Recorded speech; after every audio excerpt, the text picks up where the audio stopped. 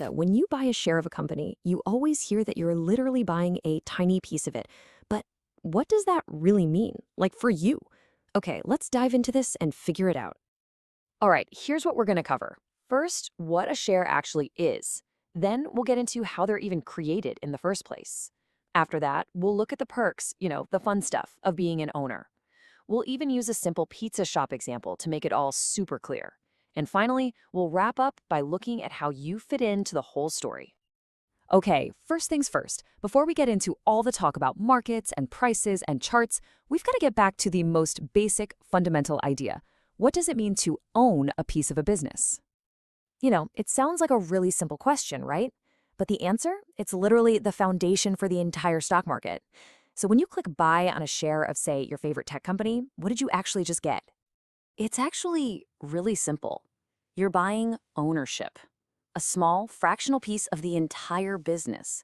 That means its buildings, its brand, its cool ideas for the future, and yep, even its profits. You're a part owner. And here's where it gets official. The textbook definition. A share or stock isn't just some number floating around on your screen. It's a real legal claim on the company's assets and, this is the important part, its future earnings. Okay, so shares represent ownership. Got it. But where do they even come from? They don't just pop into existence, right? Let's take a look at how a private company becomes a public one. Well, it usually starts something like this. A company has a great idea, it's growing, and it needs money, a lot of money, to expand, to build factories or hire a ton of smart people. So what does it do? It divides its ownership into millions of little pieces, what we call shares.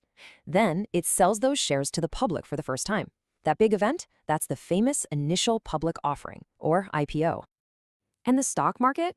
People think it's this big, complicated thing, but really, it's just a place where all of us can buy and sell those pieces of ownership from each other, every single day, long after that first IPO is over. So, okay, you're a part owner now. That sounds pretty cool. But what's in it for you? What do you actually get out of it? Let's talk about the perks. It really boils down to three key benefits. First, the potential for your piece of the company to grow in value. Second, getting to share in the company's profits. And third, having a voice, even a small one, in how the company is run. All right, first up, growth. This is the big one for most investors. The hope is that the company does well, becomes more successful, and as a result, your little slice of ownership becomes more valuable. So let's say you buy a share for $50.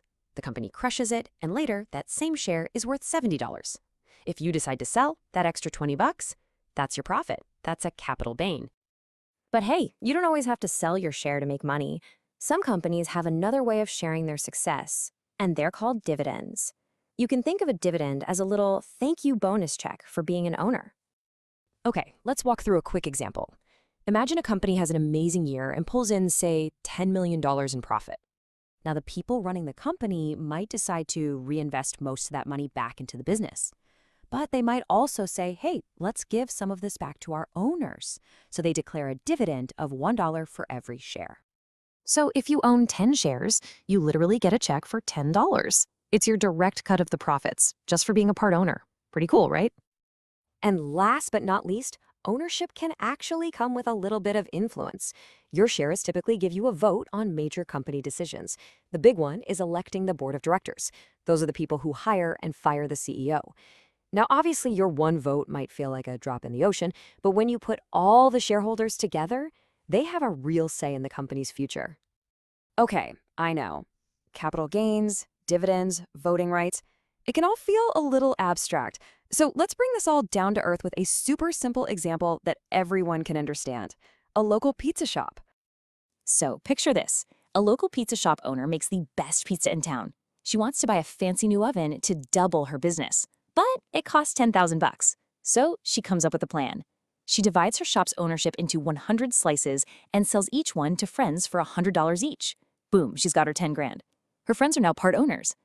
A year later, that new oven is pumping out pizzas and profits have doubled. And the best part, all those friends who bought a slice now get a share of those bigger profits. See? Those slices are just like shares, and her friends are the stockholders.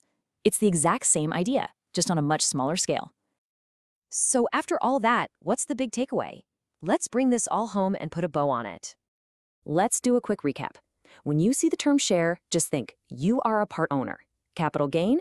That means your ownership can become more valuable. Dividend? That's your chance to get a piece of the profits. And a voting right? That's you having a say in the company's direction. That's really the whole shebang. And really, that's what this is all about.